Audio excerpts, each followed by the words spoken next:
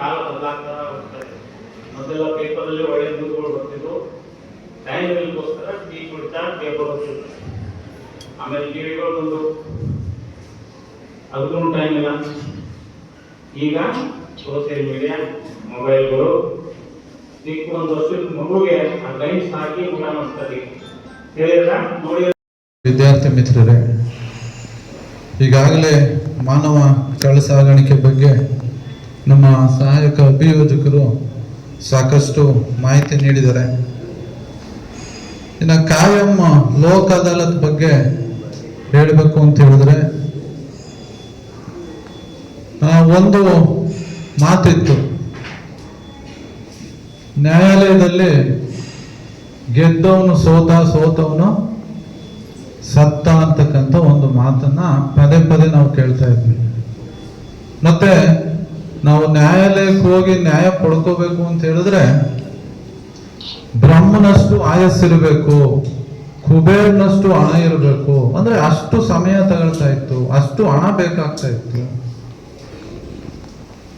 So ಆದ್ರೆ ಇತ್ತೀಚೆಗೆ 1987ರಲ್ಲಿ ಒಂದು ಕಾಯಂ ಲೋಕ್ ಅದಾಲತ್, ಜನತಾ ನ್ಯಾಯಾಲಯ ಅಂತಕ್ಕಂಥ ಒಂದು ಕಾನ್ಸೆಪ್ಟ್ ಅನ್ನ ಮಾನ್ಯ ಸರ್ವೋಚ್ಚ ನ್ಯಾಯಾಲಯದ ಆದೇಶದ ಪ್ರಕಾರ ಏನು ಕಾನೂನು ಜಾರಿಗೆ ಬಂತು, ಅದಾದ ನಂತರ ಇತ್ತೀಚೆಗೆ ಕಾನೂನಿನಲ್ಲಿ ನ್ಯಾಯ ವಿತರಣೆಯಲ್ಲಿ ಸಾಕಷ್ಟು ಬದಲಾವಣೆ. ಈಗ ಓಡಿ ಬಂದಿದ್ದು ಸ್ವಲ್ಪ ಎಕ್ಸ್ಟ್ರಾ ಜೋರು, ನಿಮ್ಮೆಲ್ಲರೂ ನೋಡಿ ಕೂಡ ಸ್ವಲ್ಪ ಭಯ.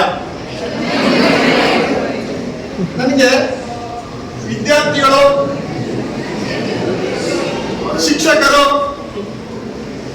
ಮುಂದೆ ನಿಲ್ಲೋದು ಅಂದ್ರೆ ಬಹಳ ಭಯ. ಏಕೆ ಭಯ ಅಂದ್ರೆ, ಶಿಕ್ಷಕರು ಜ್ಞಾನದ ಭಂಡಾರ, ವಿದ್ಯಾರ್ಥಿಗಳು ಜ್ಞಾನದ ಸಮುದ್ರ. ನಿಮ್ಮ ಮಧ್ಯೆ ಪೊಲೀಸ್ ಆಗಿ ಮಾತಾಡುವಂತ ಸಂದರ್ಭದಲ್ಲಿ ವ್ಯತ್ಯಾಸ ಆಗ್ಬೋದು ಅಂತ ಮನಸ್ಸಲ್ಲಿ ಭಯ ಪಟ್ಕೊಂಡು, ಸ್ವಲ್ಪ ಭಯ ಯಾಕೆ ಕಡಿಮೆ ಮಾಡ್ಕೊಳ್ತೀನಿ ಅಂದ್ರೆ, ನನ್ನ ಫ್ರೆಂಡ್ದಲ್ಲಿ ಪಿಸ್ತೂಲ್ ಇದೆ. ಈ ಎಲ್ಲ ಕಾರಣವನ್ನ ಮುಂದಿಟ್ಟು ನಿಮ್ಮ ಮುಂದೆ ನಾನು ಮಾತಾಡಬೇಕಾ ಭಾಷಣ ಮಾಡ್ಬೇಕಾ? ಮಾತನಾಡ್ಬೇಕಾ ಭಾಷಣ ಮಾಡ್ಬೇಕಾ? ಮಾತನಾಡ್ಬೇಕು. ನೀವು ನನಗೆ ಯಾರ ಜೊತೆ ಮಾತಾಡಕ್ಕೆ ಇಷ್ಟ ಅಂದ್ರೆ, ನನ್ನ ಜೊತೆ ನಾನು ಯಾರ ಜೊತೆ ಮಾತಾಡಕ್ಕೆ ಇಷ್ಟ ಅಂದ್ರೆ, ಅಲ್ಲಿ ಸಿಂಹ ಬರ್ತಾ ಇದ್ರೆ, ಚಿರತೆ ಬರ್ತಾ ಇದ್ರೆ, ಅದಕ್ಕೆ ಹಿಂಗೆ ನೋಡಿದಾಗ ಆ ಸಿಂಹ ಚಿರತೆ ವಾಪಸ್ ಹೋಗ್ಬೇಕು ಅಂತ ವ್ಯಕ್ತಿಗಳ ಜೊತೆ ಮಾತಾಡಕ್ಕೆ ನನಗೆ ಇಷ್ಟ. ಇಲ್ಲಿ ನಿಮ್ದು ಕಾಡು ಜಾಸ್ತಿ ಇದೆ, ಹಾವು ಬಂದ್ರೆ ಇಲ್ಲಿ ಒಂದ್ ವೇಳೆ ಒಂದು ಹಾವು ಎಂಟ್ರಿ ಕೊಡ್ತು. ಸೊ ನೀವೆಲ್ಲ ತುಂಬಾ ಅದ್ರ ಬಗ್ಗೆ ಅವೇರ್ ಆಗಿರ್ಬೇಕು. ಇವತ್ತು ಸ್ಕೂಲ್ ಬಿಟ್ಟಿದ ತಕ್ಷಣ ನೀವು ಹೊರಡ್ತೀರಲ್ಲ, ಮನೆ ಹೊರಟಾಗ ಕೆಲವೊಂದ್ಸತಿ ನಿಮ್ಮ ಸಹಪಾಠಿಗಳ ಜೊತೆ ನಾವು ಹೋಗ್ತೀವಿ ಅಂತ ಹೇಳ್ಬಿಟ್ಟು ಹೋಗೋದು, ಆ ಥರ ಹಿಂಗೆ ಕೆಲವೊಂದಿರುತ್ತೆ. ಯಾರು ಹೆಂಗೆ ಅಂತಂದ್ರೆ ನಾವು ಏನು ಇವಾಗ ಅಂತ ನಾವು ನಂಬಕ್ಕಾಗಲ್ಲ. ಹಂಗಂತ ನಿಮ್ಮ ಸಹಪಾಠಿಗಳ ಪೇರೆಂಟ್ ನೀವು ನಂಬೇಡಿ ಅಂತ ನಾನು ಹೇಳ್ತಾ ಇಲ್ಲ, ಬಟ್ ನೀವು ಯಾವಾಗಲೂ ಅಲರ್ಟ್ ಆಗಿರ್ಬೇಕು ಅನ್ನೋದ್ರ ಬಗ್ಗೆ ನಾನು ಹೇಳ್ತಾರೆ. ಈಗ ನೀವು ಹೇಳ್ಬೋದು, ಇದ್ರ ಬಗ್ಗೆ ಈ ಥರ ಏನಾದ್ರು ಇನ್ಸಿಡೆಂಟ್ ನಡೆದಾಗ ಸ್ಕೂಲ್ಗಳು ಒಂದು CCTV ಏನಾದ್ರು ಹಾಕ್ಸಿರ್ಬೇಕು. ಆಗ ಈ ಇನ್ಸಿಡೆಂಟ್ ಬಗ್ಗೆ ಪೊಲೀಸರು ಕಂಡುಹಿಡಿಯೋದಕ್ಕೆ ಏನಾದರೂ ಒಂದು ಕ್ಲೂ ಸಿಗುತ್ತೆ ಅಂತ ಹೇಳ್ತೀವಿ. ಬಟ್ ನೀವೇ ಏನಾದರೂ CCTV ಆಗಬೇಕು. ಈಗಿನ ಭಾರತೀಯ ಸಂಹಿತೆ ಬಗ್ಗೆ ಹೇಳಿದ್ದಾರೆ. ಸೆಕ್ಷನ್ 143 ತಾವು ಸೆಕ್ಷನ್ 143 ಓದಬೇಕು ಮಕ್ಕಳುಗಳು. ಇಷ್ಟೆಲ್ಲ ನಾವು ಯಾಕೆ ಮಾಡ್ತಾ ಇದ್ದೀವಿ ಹೇಳಿ?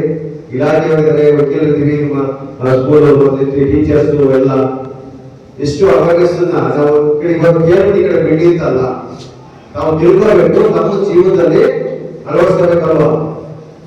ಆಸೆ ನೀವು ಕೂಡ ದಿನ ಹಳ್ಳಿಯಿಂದ ಬರ್ತಾರೆ, ಬಹಳಷ್ಟು ಹಳ್ಳಿಯಿಂದ ಎಷ್ಟು ಜನ ಬರ್ತಾರೆ ಹೇಳ್ತೀರಾ? ಹಳ್ಳಿಯಿಂದ ಎಲ್ಲ ಬಸ್ಸಲ್ಲಿ ಬರ್ತೀರಾ? ಸ್ಕೂಲ್ ಬಸ್ಸ ಯಾವ ಪ್ರೈವೇಟ್ ಬಸ್ ಬರ್ಬೇಕಾಗುತ್ತೆ, ಇಳಿಸಿ ಅಲ್ವಾ? ಎಷ್ಟು ಜನ ಬೈಕಲ್ಲಿ ಬರ್ತಾರೆ? 2 ವೀಲರ್ ಬೈಕಲ್ಲಿ ಯಾರು ಟಾಪ್ ಮಾಡ್ತಾರೆ? ವೈದ್ಯ ತಗೋತೀರಾ? ನೀವು ತಂತೀರಾ? ನೀವು ಭಾಳ ಬಿಟ್ಟೋಗ್ತಾರೆ. ಅವ್ರ ಎಲ್ಲ ಇದೆಯಾ? ವ್ಯವಸ್ಥೆ ನಮ್ಮೊಂದು ಕಾನೂನಿದೆ ಅಂತ ಅವ್ರನ್ನ ಜೈಲಿಗೆ ಹಾಕಿದ್ರೆ ಆ ಕುಟುಂಬ ಹಾಳಾಗ್ತದೆ.